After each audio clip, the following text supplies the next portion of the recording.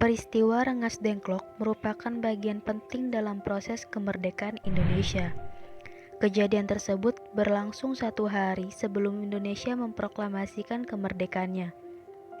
Tujuan peristiwa Rengas Dengklok utamanya adalah mendorong Insinyur Soekarno dan Muhammad Hatta memproklamasikan kemerdekaan Indonesia. Peristiwa Rengas Dengklok dilatar belakangi karena adanya perbedaan pendapat antara golongan tua dengan golongan muda. Golongan tua seperti Insinyur Soekarno dan Muhammad Hatta menginginkan bahwa proklamasi didiskusikan terlebih dahulu dengan PPKI.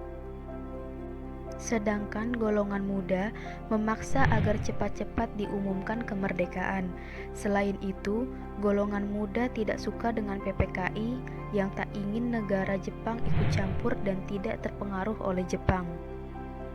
Sebelum itu, golongan pemuda telah mengadakan perundingan di salah satu lembaga bakteriologi di Pegangsaan Timur Jakarta pada tanggal 15 Agustus.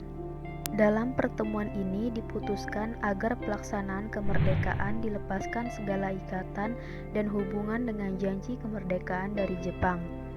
Hasil keputusan disampaikan kepada Insinyur Soekarno pada malam harinya, tetapi ditolak oleh Soekarno karena merasa bertanggung jawab sebagai ketua PPKI.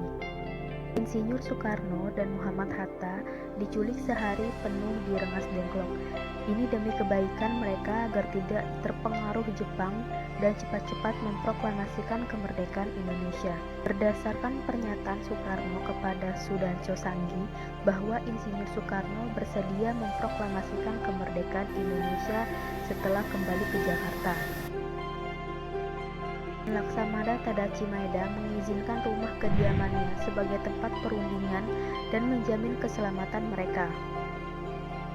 Akhirnya, Ahmad Subardjo, Sudiro, dan Yusuf Kunto segera menuju Rengas Dengklok. Rombongan tersebut tiba di Rengas Dengklok pukul 17.30.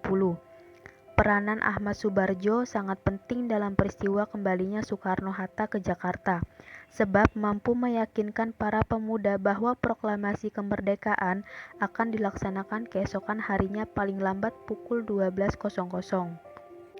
Tepat tanggal 17 Agustus 1945, pernyataan proklamasi dikumandangkan dengan teks proklamasi kemerdekaan Indonesia yang diketik oleh Sayuti Melik. Proklamasi. Kami, bangsa Indonesia, dengan ini menyatakan kemerdekaan Indonesia. Hal-hal yang mengenai pemindahan kekuasaan dan lain-lain diselenggarakan dengan cara saksama dan dalam tempo yang sesingkat-singkatnya. Jakarta, 17 Agustus 1945, atas nama bangsa Indonesia, Soekarno, Hatta.